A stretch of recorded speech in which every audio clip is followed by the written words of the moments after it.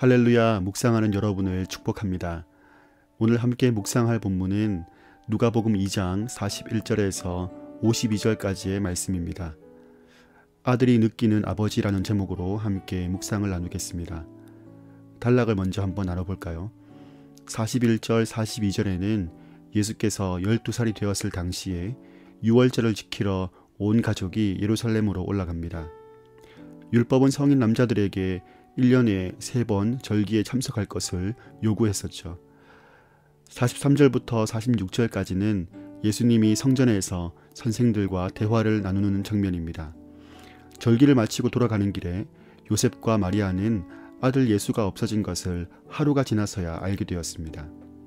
많은 사람들이 동행하였기 때문에 어련히 잘 따라오고 있을 거라 생각했던 것 같습니다. 예수님의 부모는 아들을 찾아서 성전으로 돌아갔는데 그곳에서 선생들과 대화를 나누고 있는 것을 발견합니다. 47절부터 51절까지는 마리아가 예수님을 꾸짖습니다. 이에 예수님은 내가 당연히 있어야 될 곳에 있는 줄을 모르셨냐고 말하지만 부모는 그 말을 깨닫지 못합니다.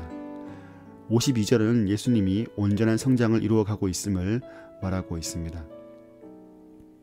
오늘 본문의 배경은 유월절입니다. 하나님께서 애굽에서 이스라엘을 구원해 주신 것을 기념하는 절기죠. 어린 양 되신 예수 그리스도를 강력하게 예표하는 사건입니다. 오늘 그 예수님께서 유월절을 지키러 예루살렘으로 가신 것입니다. 유대인들의 전통에서 남자아이는 13살에 성년이 되고 율법을 온전하게 지킬 책임이 주어졌는데요. 12살 된 예수님은 하나님과 자신의 분명한 관계를 정립하고 있었습니다. 1년의 사건 속에서 예수님이 성전에 있는 것은 너무나도 자연스러웠는데 그 이유는 그곳이 바로 아버지의 집이었기 때문입니다. 그래서 어찌하여 나를 찾으셨나는 말의 뜻은 내가 있을 곳은 당연히 이곳 아버지의 집이었기 때문에 찾을 이유가 없다는 것이었습니다. 예수님의 그 아버지 하나님에 대한 인식은 어떤 두려움이나 거리낌이 없는 소통 가운데 있었음을 알 수 있습니다. 이 말을 들었던 요셉과 마리아는 아마 생각이 복잡해졌을 것입니다. 마리아가 말했던 아이야라는 말 속에는 늘 내 품에서 놀던 자녀라는 생각이 흐르고 있는 표현인데요. 그런데 그 아이가 참된 아버지를 고백합니다. 아들 예수는 마리아가 생각하는 그 아이가 아니었던 것이죠. 그래서 마리아는 그 말을 마음에 두게 됩니다.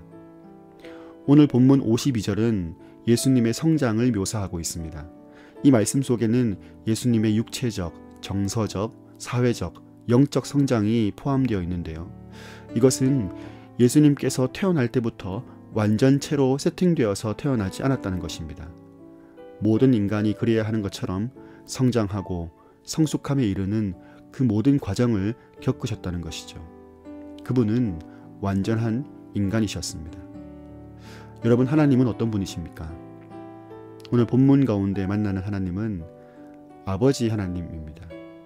예수님의 자람을 보면서 나는 성장과 성숙의 과정 가운데 있는지를 생각해 봅니다.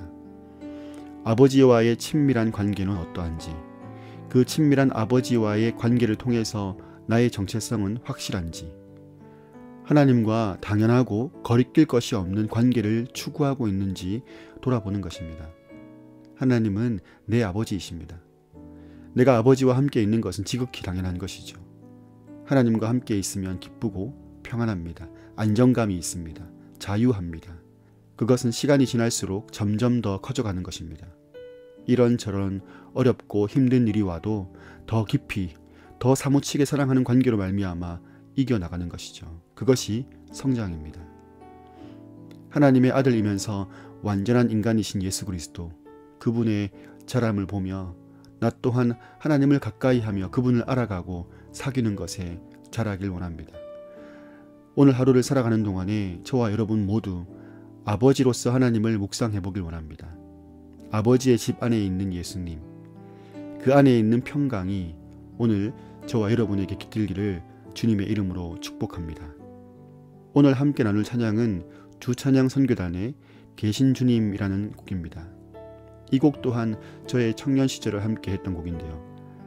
카세트 테이프가 늘어질 정도로 많이 들었던 앨범이었습니다. 나의 앞에 계신 주님, 나의 눈동자에 주 있게 하소서. 이 가사가 참 와닿았던 기억이 납니다.